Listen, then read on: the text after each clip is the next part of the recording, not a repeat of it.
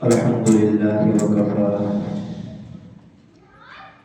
وسلام على عباده الذين اصطفى لا سيما على سيد الرسل وخاتم الأنبياء وعلى آله الذين سلكوا على طريق الهدى. أما بعد فأعوذ بالله من الشيطان الرجيم. بسم الله الرحمن الرحيم. يعلم خائنة الأعين وما تخفي الصدور.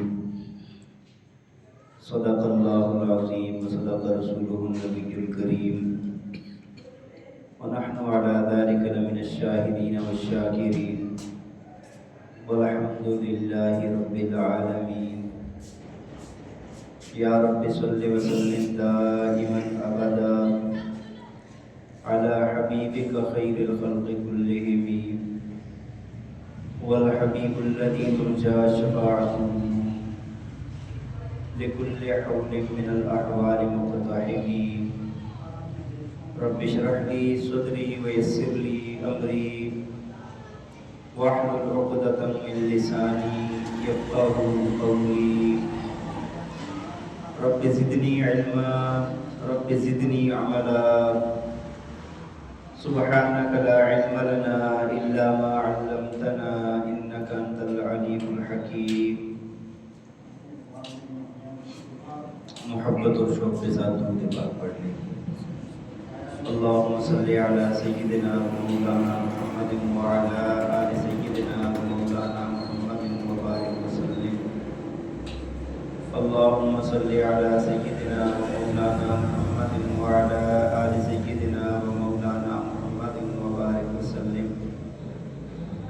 اللهم صل على سيدنا ومولانا محمد وعلى آل سيدنا ومولانا محمد وبارك وسلم. انتہائی قابل احترام، قابل صد احترام و تکریم معزز و مکرم سامعین کرام، اللہ تعالیٰ نے انسان کو آخرت کے لیے پیدا فرمایا ہے اور یہ دنیا انسان کے لیے بطور امتحان کے ہے. اللہ تعالیٰ نے اس دنیا کو امتحان گاہ بنایا ہے. الدنیا دار المحن، اور آخرت میں انسان کی اصل زندگی ہے، آخرت کی زندگی اصل زندگی ہے. اللہ تعالیٰ نے قرآن پاک میں بھی یہ فرمایا کہ الذی خلق الموت والحیات لیبلوکم ایکم احسن عملا.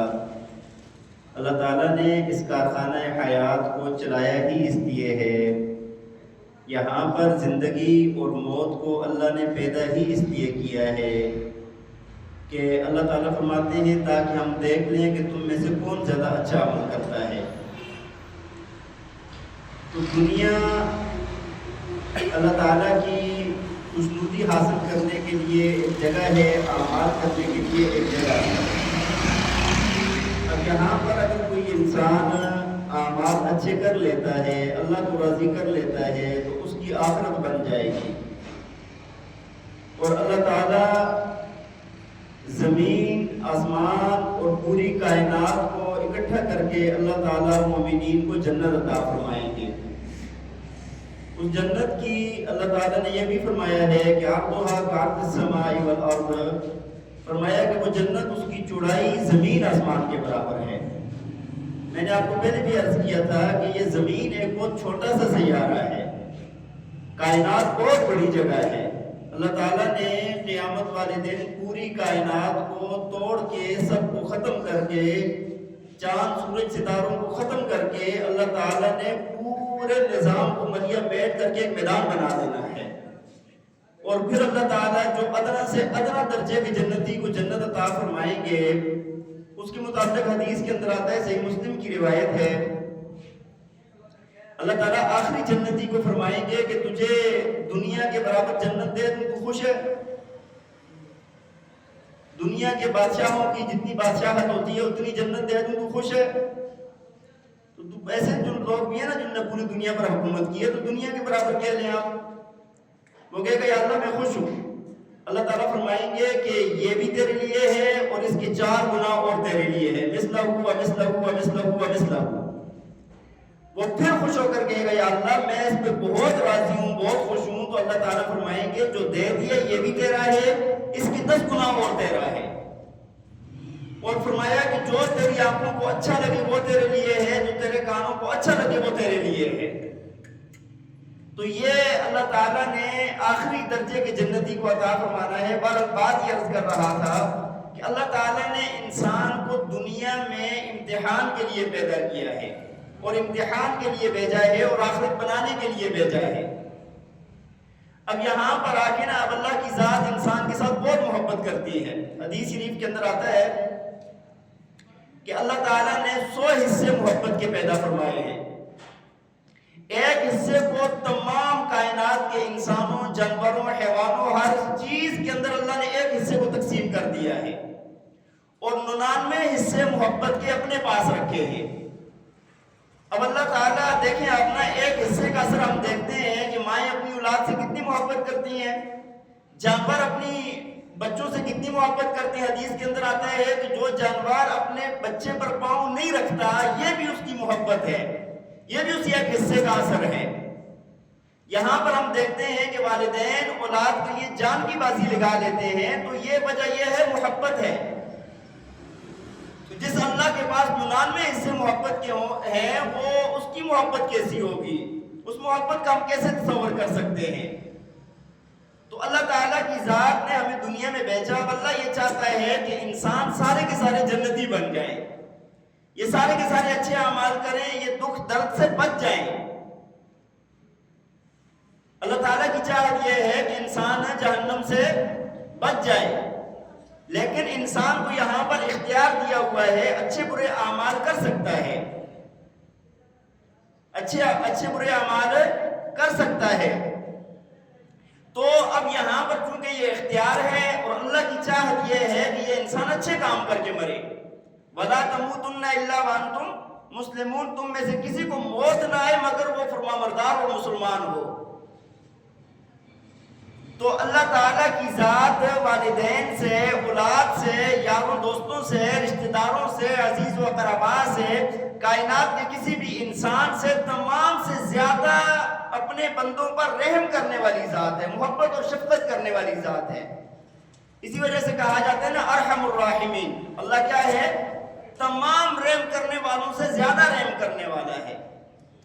اب اللہ تعالیٰ نے انسان کو سمجھانے کے لیے نا اس دنیا کے اندر انسان کی اس کی نصیحت کے لیے اللہ تعالیٰ نے مختلف طریقے اختیار فرمائے ہیں۔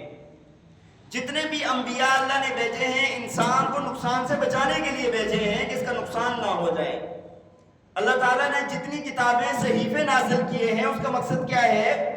انسان سارے کے سارے جنت میں جانے والے بن جائیں، جہنم سے بچ جائیں۔ اللہ تعالیٰ نے قرآن پاک کو نازل کیا تو کیوں نازل کیا؟ کہ انسان جنتی بن جائے، جہنم سے بچ جائے۔ اللہ تعالیٰ نے قرآن کے اندر مختلف طریقے اپنائے ہیں، مختلف طریقے سے انسان کو سمجھایا ہے، اس کی بھی وجہ یہ ہے کہ انسان نقصان سے بچ جائے۔ اللہ تعالیٰ کبھی واقعات ذکر فرماتے ہیں، پہلی قوموں کے قصے ذکر فرماتے ہیں کہ فلاں فرمانبردار تھا تو ان کو یہ صلہ ملا، اور جو نافرمان تھے ان کو میں نے ایسے ایسے ہلاک کر دیا ہے۔ وَكَمَا أَهْلَكْنَا قَبْلَهُم مِّن قَرْنٍ هَلْ تُحِسُّ مِنْهُم مِّنْ أَحَدٍ أَوْ تَسْمَعُ لَهُمْ رِكْزًا۔ اللہ فرماتے ہیں تمہیں ان کی نا خس و خوشاک ذرا سی بھی آواز نہیں آتی ان کی، ایسے اللہ نے ان کو دنیا سے مٹا دیا ہے۔ کبھی اللہ تعالیٰ جنت کی نعمتوں کا تذکرہ فرماتے ہیں کہ جو بندہ یہ اعمال کرے گا، مجھے راضی کر کے آئے گا، میں اسے جنت کے اندر ایسی ایسی نعمتیں عطا کروں گا۔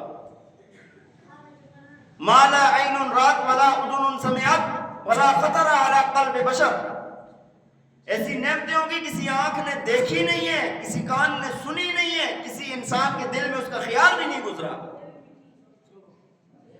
نہیں مانو گے جہنم ہے، جہنم ایسی دہتی ہوئی جہنم ہے کہ اس کی بھی کوئی مثال نہیں ہے۔ اگر جہنمی کے لباس کے کپڑے کا ایک پرزہ، ایک تار، ایک دھاگا دنیا میں اگر بیچ دیا جائے تو پوری دنیا میں ایسی بدبو پھیل جائے گی جیسے انسان، جانور، حیوانات تمام مر کے اکٹھے پڑ جائیں اور ان میں پیپ پڑ جائے جو ان سے بدبو آئے گی وہ کم ہے، جہنم کے کپڑے کے ایک دھاگے کی بدبو اس سے زیادہ ہے۔ وہاں پر پیپ اور خون پلایا جائے گا، جو یہاں سے ڈالا جائے گا، یہاں سے ڈالے گا، نیچے والے راستے سے نکل جائے گا۔ جہنم کی ہولناک کی، جہنم کی وہ چیزیں بیان کی تاکہ تو اس نقصان سے بچ جائے۔ والدین بچے کو سمجھاتے ہیں نا، پیار ہوتا ہے، سمجھاتے ہیں بیٹا راستے میں جاتے ہو تو ایسے نہیں کرنا، روڈ کے اوپر چلتے ہوئے دھیان رکھنا، گاڑی چلا رہے ہو تو احتیاط سے چلانا۔ بہت ساری باتیں سمجھانے کے بعد پھر کوئی واقعہ نقل کرتے ہیں کہ دیکھو فلاں بندہ احتیاط نہیں کرتا تھا، اس کا گاڑی میں ایکسیڈنٹ ہوا، اس کا دھڑ الگ پڑا تھا، اس کا سر الگ پڑا تھا۔ اب بچے کو جا کے تھوڑی سی فکر ہوتی ہے، سمجھ آتی ہے کہ یار ہاں واقعی میں ایسا واقعہ پیش آیا ہے۔ نوجوان ون ویلنگ کرتے ہیں بائک پر تو پھر ان کو والدین سمجھانے کے لیے واقعات بیان کرتے ہیں، فلاں بندہ ایسے کر رہا تھا، موٹر سائیکل اس سے ان بیلنس ہوا، وہ جا کر پل کے ساتھ لگا، اس کا سر کٹ گیا، فلاں بندے نے ایسا کیا، وہ ٹرک کے نیچے آ گیا، اس کی ہڈیوں کا کچومر بن گیا، جسم کا کیما بن گیا اس کا۔ اللہ تعالیٰ نے ایسے ہمیں سمجھانے کے لیے واقعات بیان کیے ہیں، فلاں لوگوں نے نہیں مانا، فلاں قوم نے نہیں مانا، فلاں لوگ اللہ کی نافرمان تھے، اللہ نے ان کو بندر اور خنزیر بنا دیا۔ ایسے لوگ تھے اللہ نے ان کے اوپر پتھروں کی بارش برسا دی۔ ایسے لوگ تھے اللہ نے زمین میں زلزلہ پیدا کیا، سارے کے سارے ملیا میٹ ہو گئے۔ اللہ نے ان کے اوپر ایسی تیز آندیاں چلائیں کہ آپس میں سر ٹکرا ٹکرا کے وہ لوگ مر گئے۔ اللہ نے ان کے ساتھ ایسا کیا، ان کے اوپر چیخ کا عذاب آیا، سب کے کلیجے پھٹ گئے۔ اللہ تعالیٰ نے مختلف قوموں کے حالات بیان کر کے ہمیں سمجھایا ہے، تم لوگ یہ کام نہ کرنا۔ تو بہرحال بات یہ عرض کر رہا تھا کہ اللہ تعالیٰ نے قرآن میں انسان کو بچانے کے لیے مختلف انداز، مختلف عنوانات سے انسان کو سمجھایا ہے۔ ان میں سے ایک بات میں آپ کو کئی بار عرض کر چکا ہوں، لیکن چونکہ ہمارے اندر بڑی کمزوری ہے، میری اپنی ذات میں کمزوری ہے، ہم سب کی کمزوری ہے، تو اس بات کو پختہ کرنے کی ضرورت ہے۔ وہ یہ ہے کہ اللہ تعالیٰ نے سمجھانے میں ایک بات جو فرمائی ہے، جو میں بیان کرنا چاہتا ہوں، وہ یہ ہے کہ اللہ فرماتے ہیں تمہارے تمام اعمال میرے پاس نوٹ کیے جا رہے ہیں، اللہ تمہیں دیکھ رہا ہے، اللہ نے تمہارے اوپر ایسے انتظامات لگائے ہوئے ہیں، ایسے کنٹرول، ایسا سسٹم لگایا ہوا ہے جو تمہارے ہر حرکت کو نوٹ کر رہے ہیں، تمہیں ہر وقت دیکھا جا رہا ہے۔ اور یہ ایک بہت بڑی چیز ہے، اگر یہ انسان کے اندر پیدا ہو جائے نا تو انسان کے اندر سے ساری برائیاں نکل جائیں گی۔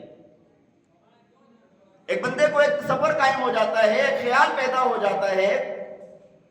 بعض لوگ ہوتے ہیں نا، آپ نے دیکھے ہوں گے، ان کے اندر ڈر کی بیماری ہوتی ہے، کوئی کام کرتے ہیں اس سے ڈرنا ہوتا ہے، کچھ بھی کسی چیز سے وہ کسی ہمت نہیں ہوتی، وہ ڈرنا ان کو کچھ کرنے نہیں دیتا۔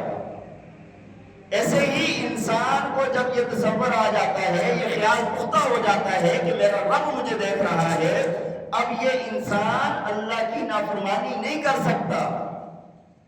بس بات، خیال اور تصور اس کا اتنا پختہ ہو جائے کہ وہ یقین کی حد میں چلا جائے۔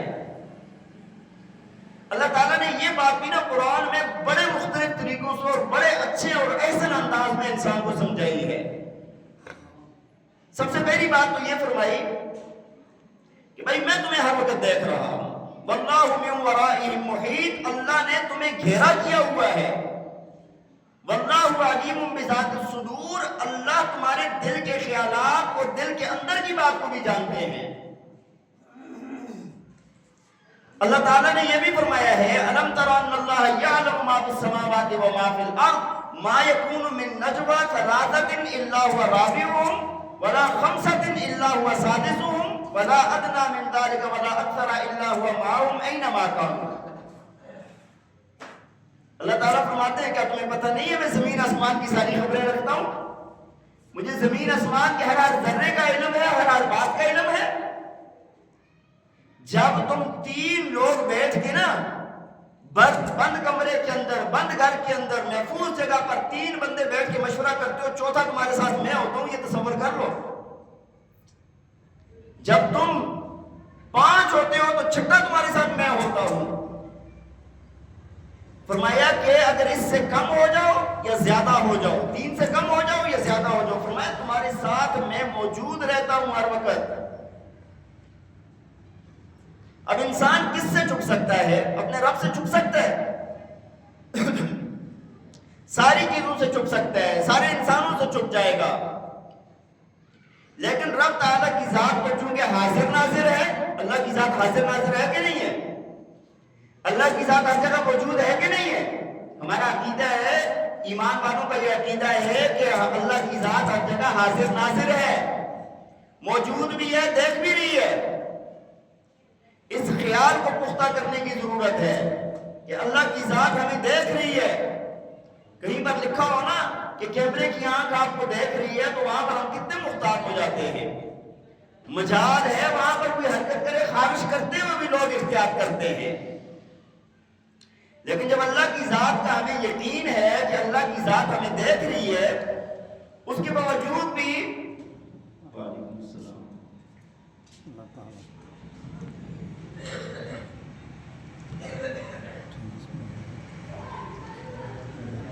درود بھی پڑھیں، بزرگوں کے لیے دعا کریں، اللہ تعالیٰ کو صحت عطا فرمائے۔ اللہم صلی علی وسلم۔ تو ہمیں جب اللہ کی ذات کا یہ یقین ہے کہ اللہ ہمیں دیکھ رہا ہے، اللہ ہمیں دیکھ رہا ہے، اور 100% اگر یقین ہے، اس کے بعد کوئی بندہ غلط کام کر سکتا ہے؟ ہمارا جو یقین ہے نا وہ خیال ہے، وہ پکا یقین نہیں ہے۔ پکا یقین پیدا ہو جائے تو انسان برا کام کر ہی نہیں سکتا۔ پتہ ہے بھائی رب تعالیٰ دیکھ رہے ہیں، رب تعالیٰ، میں نے آپ کو مثال دی نا، جس طرح کسی جگہ پر بندہ ہو اور لکھا ہو سامنے کیمرہ لگا ہوا ہے، یا لکھا ہوا ہے کہ کیمرے کی آنکھ آپ کو دیکھ رہی ہے، لوگ کتنی احتیاط کریں، ہم خود احتیاط کرتے ہیں۔ ہاں جی، ہم خود احتیاط کرتے ہیں کہ یار پیچھے دیکھا جا رہا ہے۔ تو ایسے ہی جس انسان کے ذہن میں یہ تصور قائم ہو گیا کہ اللہ کی ذات مجھے دیکھ رہی ہے، وہ بد نظری کرے گا۔ وہ بھائی استاد کے سامنے کوئی شاگرد بد نظری نہیں کرتا، یہ پتہ ہوتا ہے استاد دیکھ رہے۔ پیر کے سامنے کوئی مرید بد نظری نہیں کرتا، اس کو پتہ ہے کہ مجھے پیر دیکھ رہا ہے، وہاں پر آنکھیں بالکل چھپی ہوئی ہوں گی، دل چاہ بھی رہا ہے، اس کو موجود نہیں دیکھ رہا ہے کہ پیر صاحب دیکھ رہے ہیں۔ والد کے سامنے شرم والی اولاد کبھی بھی بد نظری، پتہ ہے یار میرا باپ دیکھ رہا ہے، میری ماں دیکھ رہی ہے، میری بہن دیکھ رہی ہے، میرا بھائی دیکھ رہا ہے، ایسے ہی ہوتا ہے نا۔ تو جب اللہ کی ذات ہمیں ہر وقت دیکھ رہی ہے تو اللہ کی ذات کا اتنا بھی خیال نہیں ہے کہ ہم یہ کر لیں کہ اپنی نظریں جھکا لیں۔ اللہ کی ذات کا اتنا بھی خیال نہیں ہے کہ اللہ کی ذات ہمیں دیکھ رہی ہے، ہم چوری نہ کریں۔ اللہ کی ذات کا اتنا بھی یقین نہیں ہے کہ اللہ کی ذات ہمیں دیکھ رہی ہے، ہم ناپ تول کے اندر کمی نہ کریں۔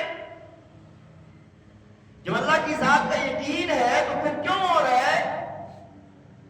تو اصل بات کیا ہے کہ ہم اللہ کی ذات کو اس طرح یقین نہیں ہے جس طرح ہونا چاہیے، اور اللہ کی ذات ایسے دیکھ رہی ہے نا۔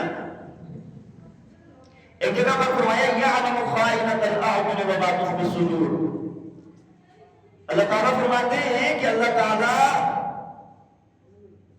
تمہاری آنکھوں کی خیانت کو بھی جانتا ہے، اور جو دل میں چھپاتے ہو اس کو بھی جانتا ہے اللہ۔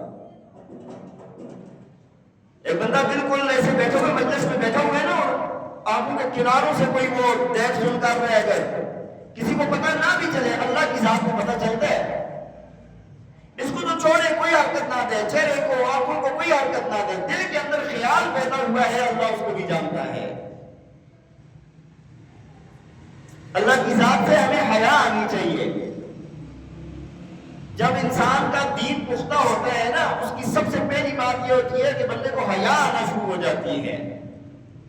اور دین میں جتنا نقص ہوتا ہے نا، جتنا نقصان ہوتا ہے، انسان اتنا بے حیا ہوتا ہے، انسان اتنا ہی بے حیا ہوتا ہے۔ آپ دیکھیں نا، جو مشرکین مکہ تھے وہ طواف کرتے تھے، ننگے ہو کر طواف کرتے تھے۔ کیا کرتے تھے؟ بالکل مادر ذات ننگے نہ طواف کرتے تھے، کوئی شرم حیا نہیں تھی۔ اس طرح بہت ساری حرکتیں اور بھی کرتے تھے، لیکن وہی لوگ جب ایمان قبول کرتے ہیں، ایمان ان کے دل میں گھر کر جاتا ہے، نبی علیہ السلام کی اتباع اختیار کر لیتے ہیں، جب وہ صحابہ کرام بن جاتے ہیں، اب ان کے اندر اتنی حیا آ جاتی ہے، اتنی حیا آ جاتی ہے، وہ قضائے حاجت کے لیے بیٹھتے ہیں تو ایسے اپنے زانوؤں کو، اپنے گھٹنوں کو جوڑ کر بیٹھتے ہیں، ایسے اپنے آپ کو ملا کر بیٹھتے ہیں کہ ہم نظر نہ آئیں۔ اور خیال کیا تھا کہ اللہ کی ذات ہمیں دیکھ رہی ہے، اور اللہ کی ذات سے اتنا شرم آ رہا ہے، اللہ کی ذات ہمیں دیکھ رہی ہے تو اس طرح ہمیں ہمارے اعضائے مستورہ چھپے رہے۔ اللہ تعالیٰ نے قرآن پاک میں اس پر آیات نازل کی ہیں۔ سورہ ہود کا پہلا رکوع ہے، صحابہ کی اس کیفیت کو اللہ نے نقل فرمایا ہے۔ الا انہم یغضون صدورہم لیستخفوا منہ الا حین یستغشون ثیابہم یعلم ما یسرون وما یعلنون۔ اللہ تعالیٰ فرماتے ہیں کہ خبردار یہ کیا کرتے ہیں، اپنے سینوں کو توڑا کرتے ہیں، اپنے ساتھ چمٹا لیتے ہیں، لیستخفوا منہ، فرمایا تاکہ اللہ سے چھپ جائیں۔ اللہ تعالیٰ نے فرمایا الا حین یستغشون ثیابہم یعلم ما یسرون وما یعلنون، یاد رکھو تم کپڑے پہنے ہوئے بھی نا مجھ سے چھپے ہوئے نہیں ہو۔ جب تم نے پہنے ہوتے ہیں نا، تم قضائے حاجت کے لیے نہیں بیٹھے ہوئے، تب بھی میں تمہیں دیکھ رہا ہوں۔ تو اتنا زیادہ تکلف کرنے کی ضرورت نہیں ہے، وجہ یہ ہے کہ انہ علیم بذات الصدور، وہ تو تمہارے جسم کو نہیں، تمہارے دل کے اندر کو بھی دیکھ رہا ہے، دل کے اندر کے خیالات کو بھی دیکھ رہا ہے۔ تو انسان اپنے اندر یہ بات پختہ کر لے کہ میرا رب مجھے دیکھ رہا ہے، میرا رب مجھے دیکھ رہا ہے۔ اگر یہ بات آ گئی، یہ بات پختہ ہو گئی، آج اگر لوگ کہتے ہیں نا تصوف کیا ہے، تصوف، یہ جو بزرگ حضرات کے پاس جاتے ہیں، اللہ والوں کے پاس جاتے ہیں، ان نے کیا کرنا ہوتا ہے؟ تربیت کے لیے جاتے ہیں لوگ، تو انہوں نے یہی خیال پیدا کر دینا ہوتا ہے انسان کے دل کے اندر کہ اللہ ہمیں دیکھ رہا ہے۔ ابتدا میں نا بڑا عجیب سا لگتا ہے، جب شروع میں بندہ جاتا ہے نا، جس نے کبھی یہ خیال ہی نہیں کیا کہ اللہ مجھے دیکھ رہا ہے، تو عجیب سا لگتا ہے، یار کیسے تصور کروں میں؟ آہستہ آہستہ آہستہ آہستہ آہستہ، ہاں جی، مختلف اذکار ہوتے ہیں، حقیقت صلات آتی ہے، حقیقت کعبہ آتا ہے، حقیقت قرآن آتا ہے، ہاں جی، یہ سارے اسباق ہوتے ہیں۔ اس میں نبی پاک صلی اللہ علیہ وسلم کا تصور قائم کرنا ہوتا ہے، اس ذکر کے اندر شیخ کا تصور قائم کرنا ہوتا ہے کہ پہلے دیکھو نا، شیخ کا تصور قائم کیا کہ یار شیخ ہمیں دیکھ رہا ہے، نبی علیہ السلام کا تصور قائم کیا، ہاں، اللہ کی ذات کا تصور قائم کیا۔ تو جب ایک تصور انسان کرتا رہتا ہے، پھر اللہ کا نام لیتا ہے، پاکیزہ وہ نور کی کرنیں اس کے اوپر آتی رہتی ہیں، تو ایک وقت آتا ہے اس کا دل پاک ہو جاتا ہے، اس کو یہ بات کامل حاصل ہو جاتی ہے کہ اللہ کی ذات مجھے دیکھ رہی ہے۔ تو سب سے پہلی بات کیا ہے کہ اللہ تعالیٰ نے ہمیں یہ سمجھایا ہے، میں تمہیں دیکھ رہا ہوں، میں تمہیں۔ اور دوسری بات، اللہ تعالیٰ نے ہمیں سمجھانے کے لیے ایک اور ٹیم مقرر کی ہوئی ہے اللہ تعالیٰ نے، جو ہر وقت مستعدی کے ساتھ ہر بات کو نوٹ کر رہی ہے۔ ان کو کہا جاتا ہے کرامن کاتبین۔ کیا کہا جاتا ہے؟ کیا کہا جاتا ہے جی؟ ساری جانتے ہیں نا جی، کرامن کاتبین۔ ایک دائیں کندھے پر فرشتہ ہے، ایک بائیں کندھے پر نیکیاں لکھنے والا، برائیاں لکھنے والا۔ دائیں والا نیکیاں لکھے گا، بائیں والا انسان کی برائیاں لکھے گا۔ جتنے انسان ہیں نا، ان کی ڈبل مقدار میں فرشتے موجود ہیں۔ کام ہی یہ ہے، ان کا کام ہی یہ ہے کہ انسان جو جو عمل کرے اس کو لکھتے جاؤ، اس کو محفوظ کرتے جاؤ۔ انسان بھول جاتا ہے، اللہ بھی دیکھ رہا ہے، فرشتوں نے لکھا ہوا ہے، وہ کیسے بھولیں گے بھائی؟ اور جب آخرت کا دن ہوگا نا، قیامت کا دن ہوگا، وہ سارا نامہ اعمال ہر انسان کے گلے میں لٹکایا جائے گا۔ ہر انسان کے پاس اس کا نامہ اعمال ہوگا، وہ پڑھا لکھا ہو، ان پڑھ ہو، وہ اپنا نامہ اعمال خود پڑھے گا کہ میں نے فلاں وقت میں یہ کیا، یہ کیا، یہ کیا، یہ کیا، یہ کیا، یہ ساری باتیں ہر بندہ پڑھے گا۔ اور جب انسان دیکھے گا نا، تو پھر پتہ ہے کیا کہے گا؟ یا ویلتنا ما لہذا الکتاب لا یغادر صغیرۃ ولا کبیرۃ الا احصاها ووجدوا ما عملوا حاضرا۔ ہاں کہے گا، ہے بربادی ہے، اس کتاب نے تو نہ کوئی چھوٹی بات چھوڑی ہے، نہ بڑی بات چھوڑی ہے، سارے کا سارا لکھ ڈالا ہے۔ اللہ فرماتے ہیں ووجدوا ما عملوا حاضرا، جو بھی عمل کیا ہے نا وہ اپنے سامنے پائے گا انسان۔ وہاں پر ایسے نہیں ہو سکتا کہ کوئی بات رہ جائے۔ تو اس بات کا بھی خیال رکھیں کہ بھائی اللہ دیکھ رہا ہے، فرشتے لکھ رہے ہیں. فرشتے کیا کر رہے ہیں؟ لکھ رہے ہیں. ہمارا نامہ اعمال تیار ہو رہا ہے، اور اگر یہ لکھے ہوئے کو ختم کرنا ہے تو اس کا طریقہ بھی ہے بھائی. لکھے ہوئے کو ختم کرنے کا طریقہ بھی کیا ہے؟ جو فرشتوں نے لکھ لیا ہے، بندے نے برا عمل کر لیا ہے، اس کو ختم کرنا چاہتے ہیں، کیا کریں گے؟ توبہ کریں گے. کیا کریں گے؟ توبہ کریں گے. توبہ کا کیا مطلب ہے؟ زبانی توبہ توبہ توبہ توبہ توبہ. ہاں، اس کا بھی فائدہ ہوتا ہے. زبان بھی دل پر اثر کرتی ہے. توبہ توبہ بھی کہتے رہے پھر بھی اثر ہوتا ہے. استغفر اللہ کہتے رہے پھر بھی اثر ہوتا ہے. لیکن اصل توبہ یہ ہے کہ بندہ گناہ کو چھوڑ دے، آئندہ نہ کرنے کا پکا عزم ہو، اور پہلے جو کر چکا ہے اس کے اوپر ندامت ہو.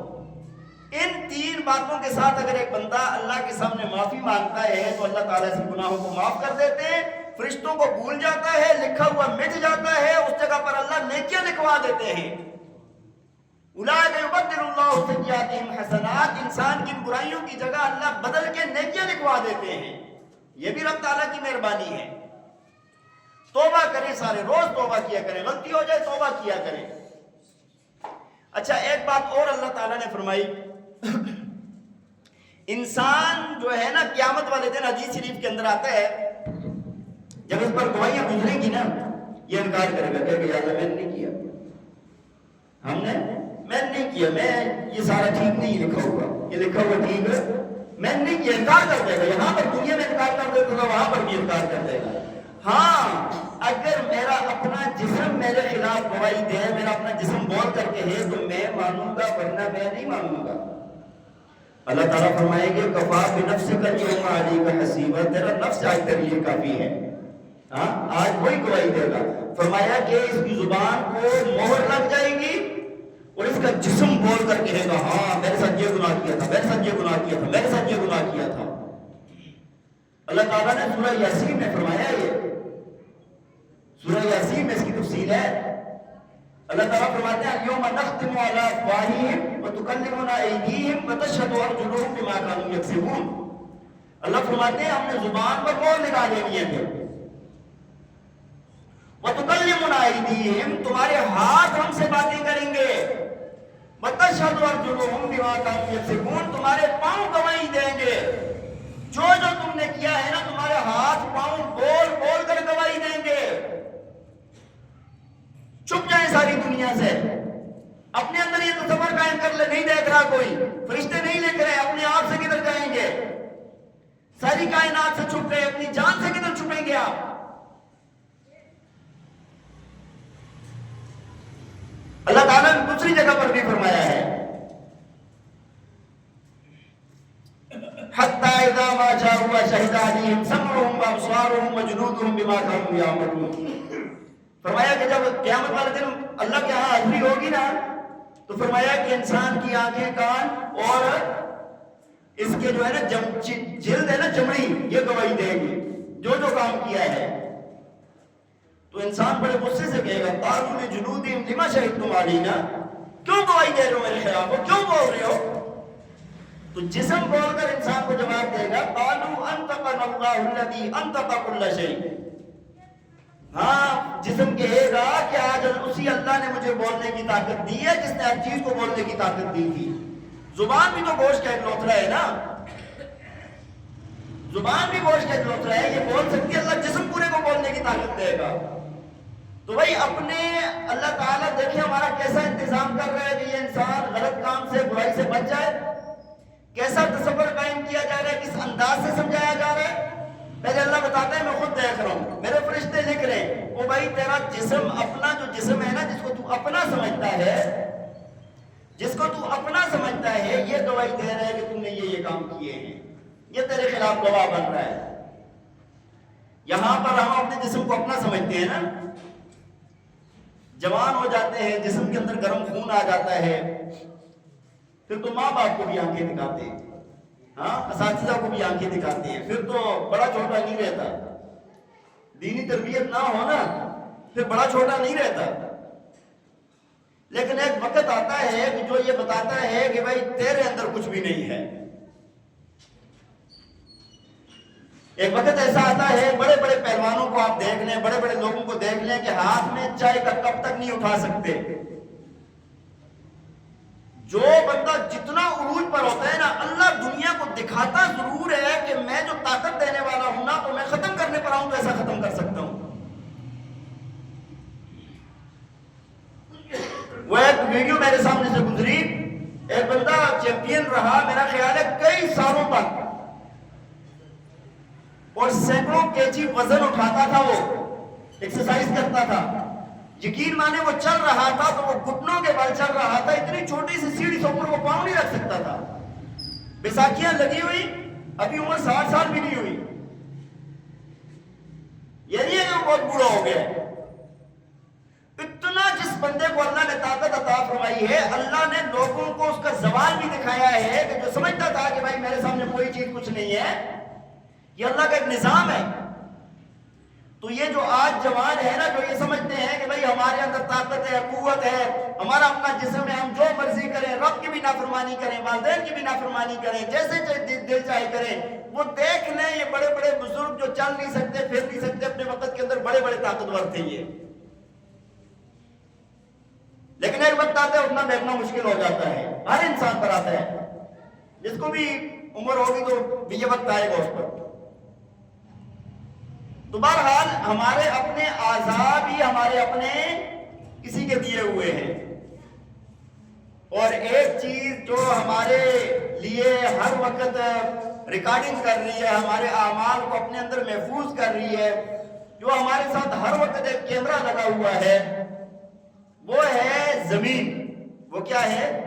زمین ہے. یہ در و دیوار ہیں، یہ اینٹیں ہیں، یہ پتھر ہیں، یہ مکانات ہیں، یہ جتنی بھی چیزیں ہمیں نظر آ رہی ہیں، سب کے اندر کیمرے لگے ہوئے ہیں. سب کے اندر کیا لگے ہوئے ہیں؟ کیا لگے ہوئے ہیں؟ کون کہہ رہا ہے؟ میں نہیں کہہ رہا، اللہ کہہ رہا ہے. آپ کے مولوی صاحب ممبر کے اوپر بیٹھ کے باتیں کر رہے ہیں، میں نہیں کہہ رہا بھائی، میں صرف بتا رہا ہوں آپ کو. کہا کس نے؟ اللہ نے کہا ہے. ہاں، اللہ نے فرمایا ہے کہ بھائی ہر چیز کے اندر ہم نے کیمرے لگا دیے ہیں. کیمرہ نہیں کہا، کیمرے کا لفظ میں استعمال کر رہا ہوں، لیکن ہماری تصویریں بھی اس میں کھینچی جا رہی ہیں تو کیمرہ ہی ہوتا ہے نا. ہماری ویڈیو بھی ریکارڈ ہو رہی ہے تو کیمرہ ہی ہوتا ہے نا. جو اپنے اندر سارا کچھ ڈیٹا محفوظ کر کے آگے جا کر پیش کرے گا وہ کیمرہ ہی ہے نا. اور ہماری اگر 60 70 سال 80 سال کی زندگی ہے، پوری زندگی کو محفوظ کرے گا تو اس سے اچھا کیمرہ کون سا ہوگا؟ سوئے ہوئے بھی محفوظ کر رہا ہے، جاگے ہوئے بھی محفوظ کر رہا ہے، نیک عمل کرتے ہوئے محفوظ کر رہا ہے، برے عمل کرتے ہوئے محفوظ کر رہا ہے. ہر عمل کو محفوظ کیا جا رہا ہے، تو اس سے بڑا کیمرہ اور کون سا ہوگا؟ اللہ تعالیٰ نے قرآن پاک میں سورہ زلزال کے اندر یہ بات بیان فرمائی ہے. سورہ زلزال تقریباً لوگوں کو یاد ہوتی ہے، آخری سپارے کے اندر ہے، چھوٹی صورتوں میں سے ہے. ہاں جی، تقریباً لوگ یا تو یاد ہوتی ہے یا امام صاحب نے اتنی پڑھی ہوتی ہے کہ لوگوں کو یاد ہو جاتی ہے.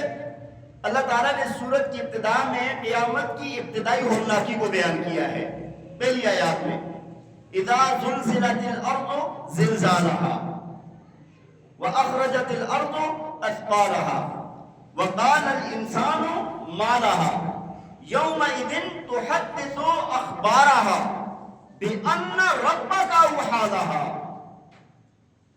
اللہ فرماتے ہیں کہ جب زمین کو نا، زمین کے اندر زلزلہ آئے گا، اس کو جھنجھوڑا جائے گا، جب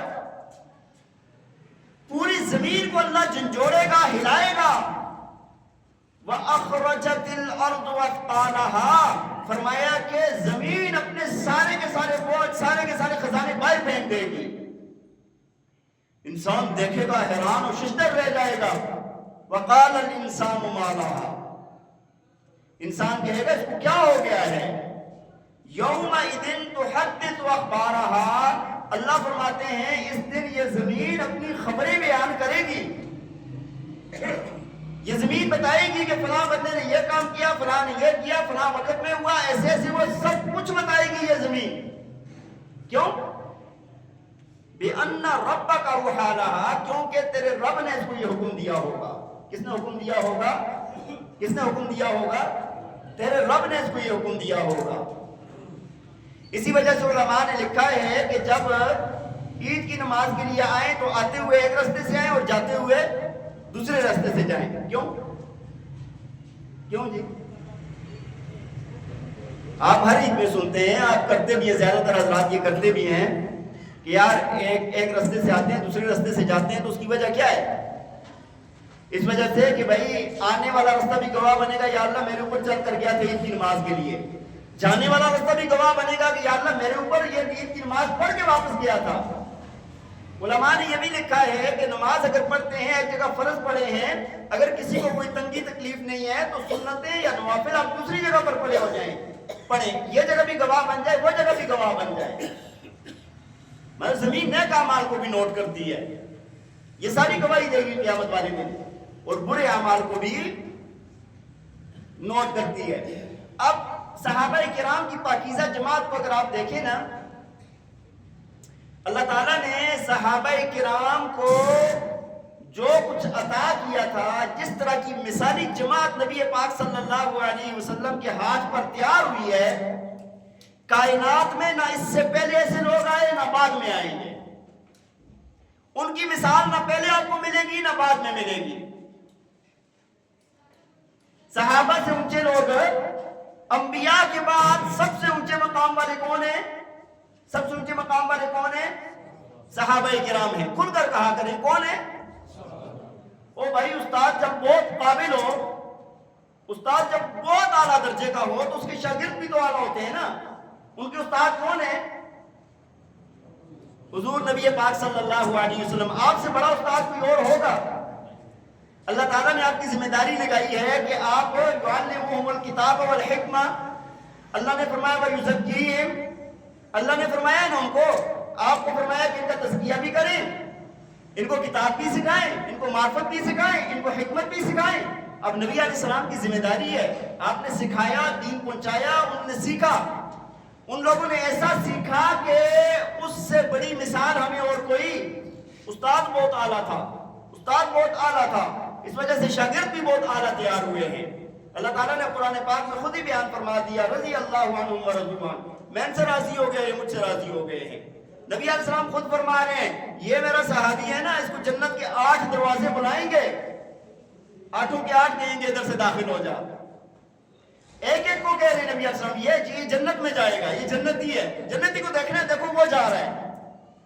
نبی علیہ السلام نے ایک ایک صحابی کے متعلق الگ الگ سے فرمایا ہے، کیونکہ اللہ تعالیٰ نے وحی کے ذریعے سے بتا دیا کہ یہ جنت کے اندر اچھا مقامات بھی دکھا دیے۔ جنتی بھی ایسے جنتی، ایسے ویسے جنتی نہیں ہے۔ نبی علیہ السلام آئے واپس، عمر اللہ نے مجھے جنت کی سیر کروائی، وہاں پر میں نے ایک گول موتی کا محل بنا ہوا دیکھا ہے، گنبد نما محل تھا، اتنا خوبصورت تھا کہ میرا دل چاہا کہ اندر سے جا کر دیکھوں۔ میں نے پوچھا کس کا ہے؟ کہا آپ کے غلام عمر کا ہے۔ تو عمر مجھے تیری غیرت یاد آ گئی، تو بڑا غیرتی بندہ ہے، اس وجہ سے میں اندر نہیں گیا۔ حضرت عمر رضی اللہ تعالیٰ عنہ رونے لگے، یا رسول اللہ میرے ماں باپ آپ پر قربان ہو جائے، آپ کے سامنے ہماری کیا غیرت ہے؟ آپ جاتے نا اندر، آپ جا کر دیکھتے نا اس کو۔ ایسے جنتی لوگ اللہ کے نبی نے پیدا کیے ہیں، ایسے جنتی لوگوں کی جماعت بنائی ہے اللہ کے نبی نے۔ اچھا، ان کے اندر، صحابہ کے اندر اللہ کے نبی نے کیا بات پیدا فرما دی تھی کہ اللہ تعالیٰ کے فرشتے آ کر ان کو سلام کرتے ہیں؟ صرف ایک بات تھی بھائی، جو بات اتنا 1 گھنٹے سے میں تقریر کر رہا ہوں نا، صرف یہی ایک بات صحابہ کے اندر اعلیٰ درجے کی پیدا ہو گئی تھی، اور نبی علیہ السلام نے یہی ایک بات پیدا کی جس کی وجہ سے یہ ساری خصوصیات آ گئی تھی ان میں۔ وہ کیا تھی؟ اللہ ہمیں دیکھ رہا ہے۔ وہ کیا بات تھی؟ اللہ ہمیں دیکھ رہا ہے، ہمارا ہر عمل نوٹ کیا جا رہا ہے۔ یہاں پر بچ گئے نا، آگے جا کر نہیں بچیں گے۔ اسی وجہ سے اگر کسی صحابی سے اگر کوئی ایسا عمل ہو گیا، پہلے تو گناہ ہوتا ہی نہیں تھا، میں کہتا ہوں کہ امت کے ایثار کے لیے اگر ہو گیا، خود جا کر پیش کیا کہ میرا گناہ معاف کروا دے۔ ایک صحابیہ ہیں، زنا کا گناہ ان سے ہو گیا، نبی علیہ السلام کے پاس چلیں گے، یا رسول اللہ مجھے پاک کر دیں۔ آپ نے فرمایا تمہارے پیٹ میں بچہ ہے، جب یہ پیدا ہو جائے اس کے بعد آنا۔ بچہ پیدا ہو گیا، کوئی نام نہیں لکھا، کوئی پتہ نہیں لکھا، کوئی پولیس کا محکمہ نہیں ہے، کچھ نہیں ہے، ہونا چاہیے تھا نا یار کہ یار یہ دوبارہ نہ آئے تو پھر لیکن اللہ کے رسول کو پتا تھا کہ جو بات اس کو پہلی دفعہ لے کر آئی ہے نا وہ بعد میں بھی اس کو لے کر آئے گی. بچہ پیدا ہو گیا 2-2.5 سال ہو گیا, کھانا کھانے لگ گیا, پھر اپنے آپ کو پیش کیا, یا رسول اللہ مجھے سنسار کر دیا جائے, دنیا کا گناہ دنیا میں معاف ہو جائے. سنسار کیا گیا. نبی علیہ السلام نے خود ان کا جنازہ پڑھایا ہے. حضرت عمر رضی اللہ تعالیٰ نے عرض کیا یا رسول اللہ اتصلی, یا رسول اللہ تو آپ جنازہ پڑھا رہے ہیں ان کا, وقت زنت, اس نے تو زنا کی ہے.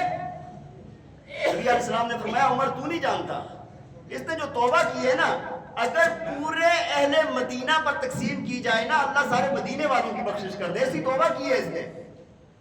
تو یہ ایک چیز تھی جو اللہ کے نبی نے صحابہ میں پیدا کی, اور اس کا یہ نتیجہ نکلا کہ اللہ تعالیٰ نے ایک مثالی جماعت بنا دیا اس کو. تو ہم نے اپنے اندر یہ بات پیدا کرنی ہے کہ اللہ کی ذات ہمیں دیکھ رہی ہے, ہمارے اعمال نوٹ کیے جا رہے ہیں, فرشتے لکھ رہے ہیں, قیامت والے دن پیش کیے جائیں گے. ہمارا اپنا جسم ہمارا اپنا نہیں ہے, یہ سرکاری گواہ ہے, اللہ کی عدالت میں گواہی دے گا. یہ جو مکانات, زمینیں, یہ در و دیوار ہیں, یہ سارے کے سارے سرکاری گواہ ہیں. یہ ساری باتیں اگر پختہ ہو گئی نا تو انشاءاللہ ہمارے اندر سے برائیاں نکل جائیں گی اور اچھائیاں آ جائیں گی. اللہ تعالی ہمیں عمل کرنے کی توفیق عطا فرمائے. وآخر دعوانا الحمدللہ رب العالمین. اذان کے بعد سنتے ہیں.